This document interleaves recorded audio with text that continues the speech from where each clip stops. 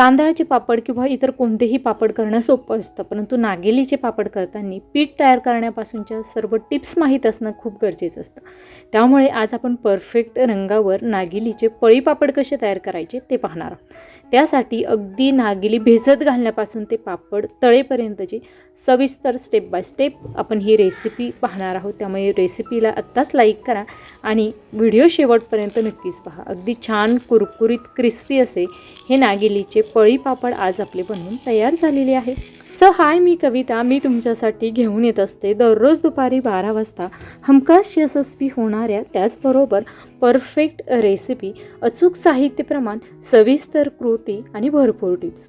अशाच भरपूर टिप्स आहेत दररोज दुपारी 12 वाजता आणि वर्षभर 365 रेसिपी शिकण्यासाठी आत्ता चॅनलला सबस्क्राईब करून ठेवा। त्यासोबत घंटीच्या बटनवर क्लिक करून ऑलवर क्लिक करा। आज आपण अगदी परफेक्ट नागेलीचे पळी पापड कसे तयार करायचे ते पाहणार आहोत। त्यासाठी अगोदर पीठ कसं तयार करायचं ते पाहूया। नागेली अगोदर आपण स्वच्छ धुवून घेतली 3 ते 4 पाण्याने, त्यानंतर घोळून घेतली, त्यामधील जी रिती आहे खालची तळाशी ती काढून टाकलेली आहे। त्यानंतर ही नागेली आपण 3 दिवस पाण्यामध्ये भिजत घालण्यासाठी ठेवलेली होती। त्यानंतर तिसऱ्या दिवशी ती उपसून आपण एकदा स्वच्छ धुवून त्यानंतर एका सुती कापडामध्ये आपण ती बांधून ठेवलेली आहे। तिला छान असे दुसऱ्या दिवसापर्यंत मोड येतात। त्यानंतर मोड आल्यानंतर ती नागेली पुन्हा एकदा हलक्या हाताने पाण्याने धुवून घ्यायची। त्यानंतर फॅन खाली आपल्याला 2 ते 3 तासासाठी सुकवायची आणि गिरणीमधून ती दळून आणायची। त्यानंतर आपण वस्त्रगाळ करून हे पीठ तयार करून घेतलेलं आहे। अशा पद्धतीचं हे नागेलीचं पीठ तयार करायचं। याच्यावर जर तुम्हाला एक सेपरेट व्हिडिओ हवी असेल तर नागेलीचं पीठ तयार करण्यासाठीचे एक सेपरेट व्हिडिओ तुम्हाला नक्कीच पाहायला मिळेल, त्यासाठी कमेंट नक्कीच करा। 1 वाटी नागेलीचं पीठ घेतलेलं आहे। त्याच वाटीच्या मापाने आपल्याला पाणी मोजून घ्यायचं आहे। आता हे पीठ मिक्स करण्यासाठी आपण यामध्ये टाकूया 2 वाटी पाणी। जेव्हा आपण कोरडं पीठ हे पाण्यामध्ये टाकतो त्यावेळेस त्यामध्ये खूप गुठळ्या होतात, त्यामुळे अशा पद्धतीचं पातेल्यामध्येच ते पाणी टाकून मिक्स करून घ्यायचं। आता त्याच कढईमध्ये त्याच वाटीच्या मापाने आपण पाणी टाकणार आहोत। त्याच वाटीच्या मापाने आपण 4 वाटी पाणी या ठिकाणी कढईमध्ये टाकणार आहोत। वाटी भरून घेताना छान व्यवस्थित अशी गच्च भरून घ्यायची आहे। पीठ देखील भरून घेताना आपण वाटी भरूनच घेतलेलं होतं, त्यामुळे पिठाचं आणि पाण्याचं प्रमाण हे परफेक्ट असणं गरजेचं आहे। 2 वाटी पाणी आपण पातेल्यामध्ये पिठामध्ये टाकलेलं आहे, तर 4 वाटी पाणी आपल्याला या कढईमध्ये टाकायचं। म्हणजेच काय, तर आपल्याला 1 वाटी नाचणीच्या पिठासाठी 6 वाटी एकूण पाणी घ्यायचं आहे। हे अगदी सांगितलेलं साहित्य प्रमाण अचूक घ्या। जर तुम्ही पाण्याचं प्रमाण कमी वापरलं तरी देखील तुमचे पापड हे चिरू शकतात, तसं होऊ नये आणि खूप घट्ट असं देखील पीठ होऊ नये किंवा खूप जास्त पातळही पीठ होऊ नये। त्यासाठी बॅटरची कन्सिस्टन्सी परफेक्ट असणं खूप गरजेचं आहे। आता आपण गॅस चालू करणार आहोत आणि हे पाणी उकळण्यासाठी ठेवणार आहोत। तोपर्यंत आपल्याला हे पीठ छान असं मिक्स करून घ्यायचं। त्यामध्ये पिठाच्या कुठेही गुठळ्या राहता कामा नये। हे पहा, अशा पद्धतीने व्यवस्थित असं आपण हे मिक्स करून घेतलेलं आहे आणि या ठिकाणी पीठ छान असं मिक्स करून झालेलं आहे। त्यामुळे तयार होणारे पळी पापड देखील आपले परफेक्टच तयार होणार। 1 वाटी नाचणीच्या पिठासाठी 6 वाटी पाणी छान असं खळखळून उकळलेलं आहे।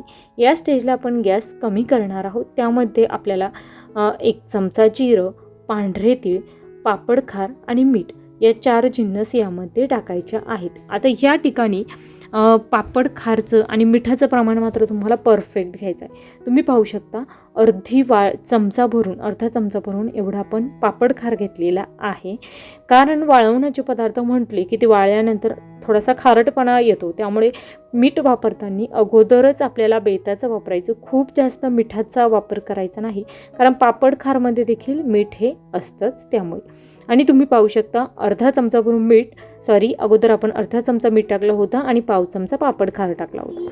त्यानंतर जिरं आणि आपण पांढरे तीळ टाकलेले आहे। अगदी 1 उकळी पुन्हा घेतलेली आहे।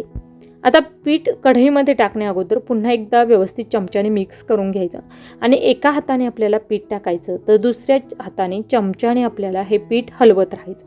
त्यामुळे पूर्ण पाण्यामध्ये पीठ एकसारखं मिक्स केले जातं, पिठाच्या गुठळ्या वगैरे तयार होत नाही आणि पीठ आपल्याला हटवण्याची देखील गरज पडत नाही। आता या पातेल्यामध्ये पुन्हा एकदा अगदी थोडंसं पाणी टाकलेलं आहे आणि हे पाणी आपल्याला टाकायचं, कारण अन्न वाया जाऊन द्यायचं नाही, असं मी नेहमीच म्हणत असते। त्यानंतर गॅसचा फ्लेम आपल्याला मध्यम करायचा आहे आणि मध्यम आचेवर 10 मिनटं किंवा 6 ते 7 मिनटं छान असं हे पीठ शिजवून घ्यायचं. आता तुम्ही पाहू शकता 4 मिनटानंतर, साधारणतः 3 ते 4 मिनटानंतर पीठ कसं दाटसर झालेलं आहे, कन्सिस्टन्सी थोडीशी दाटसर झाली. आता 5 ते 7 मिनटानंतर हे पीठ परफेक्ट असं शिजलं जातं आणि आपल्याला लगेचच त्याचे पळी पापड तयार करता येतात. या ठिकाणी आपण हे एकसारखं हलवलेलं आहे आणि 5 मिनिटासाठी हे असंच आपण ठेवून देणार आहोत.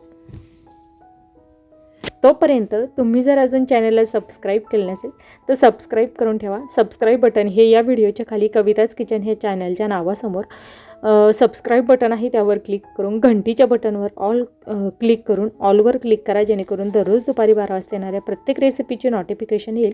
आणि कविताज किचनचे मसाले जर तुम्हाला घ्यायचे असेल तर त्यासाठी 70 20 16 21 00 या नंबरवर संपर्क करून तुम्ही हे मसाले घरबसल्या ऑर्डर करू शकता. 7 ते 8 मिनिटानंतर पीठ छान असं शिजलेलं आहे आणि अगदी छोटे छोटे आपण हे पळी पापड तयार करून घेणार आहोत. तुम्हाला जर खूप जास्त मोठे आकारासाठी करायचे असतील तरी देखील करू शकता, परंतु अगदी मी लहान आकाराचे हे पळी पापड तयार करत आहे. आणि तुम्ही पाहू शकता बॅटरची कन्सिस्टन्सी परफेक्ट आहे, त्यामुळे पळी पापड हा करताना तो खूप जास्त पसरले जात नाही किंवा खूप जास्त असं घट्टसर पीठ झालं नाही. परफेक्ट असे आपले हे पळी पापड झालेले आहे आणि छान असे आपण हे सुकवून देखील घेणार आहोत.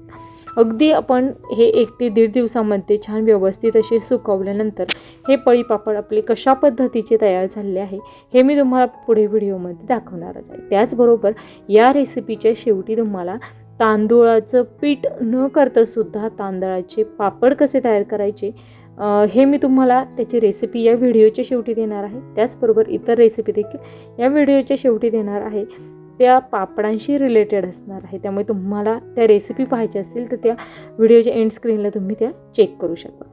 पापड वाळून तयार झालेली आहे, तुम्ही पाहू शकता. खूप छान परफेक्ट असे आपले हे नागेलीचे पळी पापड आज आपले बनवून तयार झालेले आहे. आता तेल देखील छान कडकडीत गरम झालेलं आहे. लगेचच आपण हे पापड तळून घेणार आहोत. अगोदर मी एक पापड तळून घेतला होता, जेणेकरून तेलाचे आपल्याला टेम्परेचर लक्षात येईल यासाठी.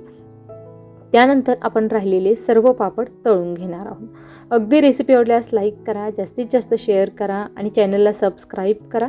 त्याचबरोबर तुम्हाला उद्या दुपारी 12 वाजता कोणती रेसिपी माझ्या चॅनलवर पाहायला आवडेल हे मला कमेंट करून नक्कीच सांगा. आणि नागेलीचे तुम्हाला पळी पापड आवडतात की खिचे पापड आवडतात किंवा तुम्ही या अगोदर नागेलीचे कोणते पापड तयार केले आहे हे मला कमेंट करून नक्कीच सांगा. हे पहा, खूप छान असे आपले दुप्पट फुलणारे नागेलीचे पळी पापड तयार झालेले आहे. करायला सोपे आहे, झटपट बनवून तयार होतात आणि क्रिस्पी कुरकुरीत असे हे पापड तयार झालेले आहे. अगदी छान परफेक्ट असे दिसत आहे, क्रिस्प देखील छान आलेला आहे. तुम्हाला ही रेसिपी आवडली असेल तर लाईक आणि कमेंट करा. वेळात वेळ काढून माझी रेसिपी शेवटपर्यंत पाहिल्याबद्दल धन्यवाद.